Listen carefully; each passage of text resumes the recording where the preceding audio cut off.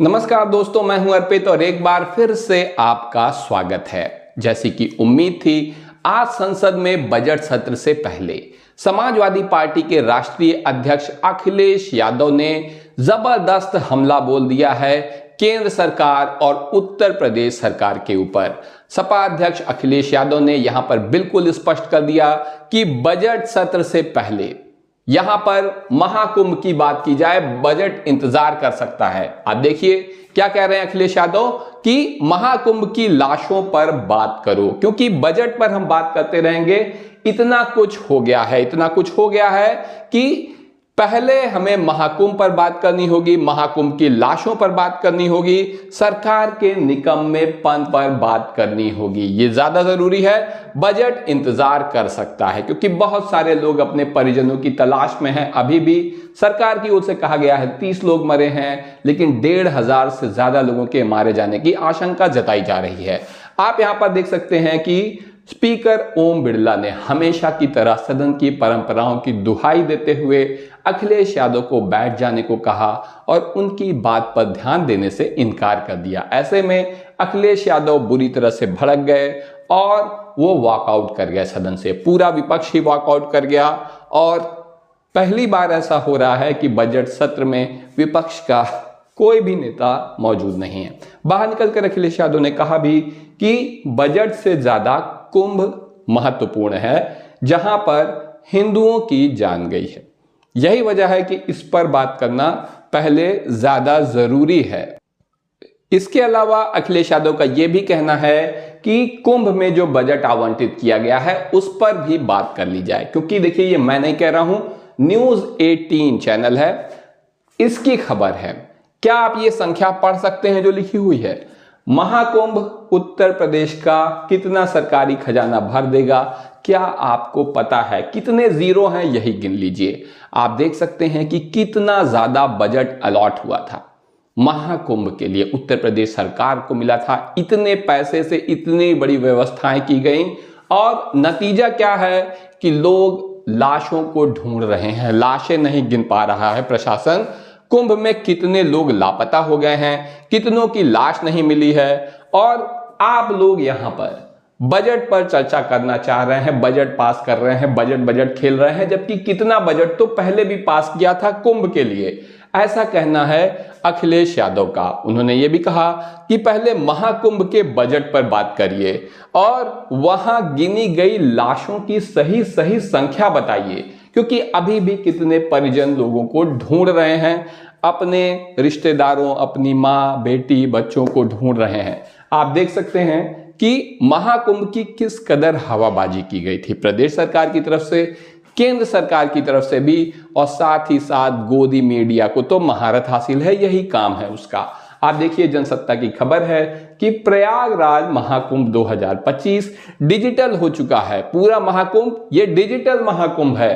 2700 CCTV कैमरे यहां पर लगे हैं और भीड़ पर नजर रखने के लिए एआई का इस्तेमाल किया जा रहा है। एआई मतलब आर्टिफिशियल इंटेलिजेंस का इस्तेमाल भीड़ पर नजर रखने के लिए किया जा रहा है।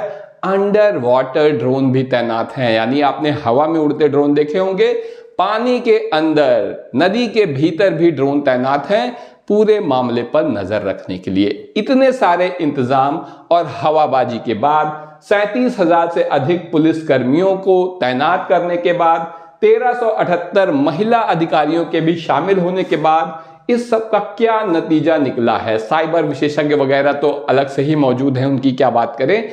इन सब का नतीजा ये निकला है कि आप फिर से देखिए दैनिक भास्कर की खबर है, पता नहीं बहन जिंदा है या नहीं। ये हालत है लोगों की कि उनके रिश्तेदार, उनके परिजन, परिवार के लोग मर गए हैं या जिंदा हैं, उन्हें ये तक नहीं पता है। महाकुंभ भगदड़ के बाद 1500 लोग लापता हैं।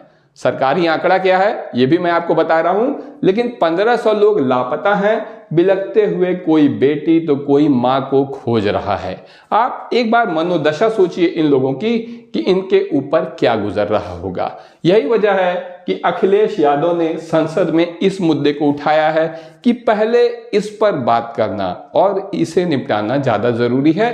बजट तो एक पास होता ही है, हो जाएगा, कुछ बजट बना लीजिएगा आप लोग, लेकिन बजट खर्च किस तरीके से किया जाता है, क्योंकि बहुत बड़ा बजट तो महाकुंभ का भी था। आखिर क्या हुआ आप देख सकते हैं। कुंभ में भगदड़ से हुई मौतों पर, ये सरकार का आंकड़ा है बीबीसी न्यूज में। भाई सरकार कह रही है, जो पहले इनकार कर रही थी कि ये सब अफवाह है, ऐसा कुछ नहीं हुआ है, अफवाहों पर ध्यान ना दिया जाए, वही सरकार बाद में कह रही है कि कुंभ में भगदड़ में हुई मौतों पर प्रशासन ने चुप्पी तोड़ दी है। बताया है कि 30 लोगों की मौत हुई है। हादसे की वजह भी बता दी गई है।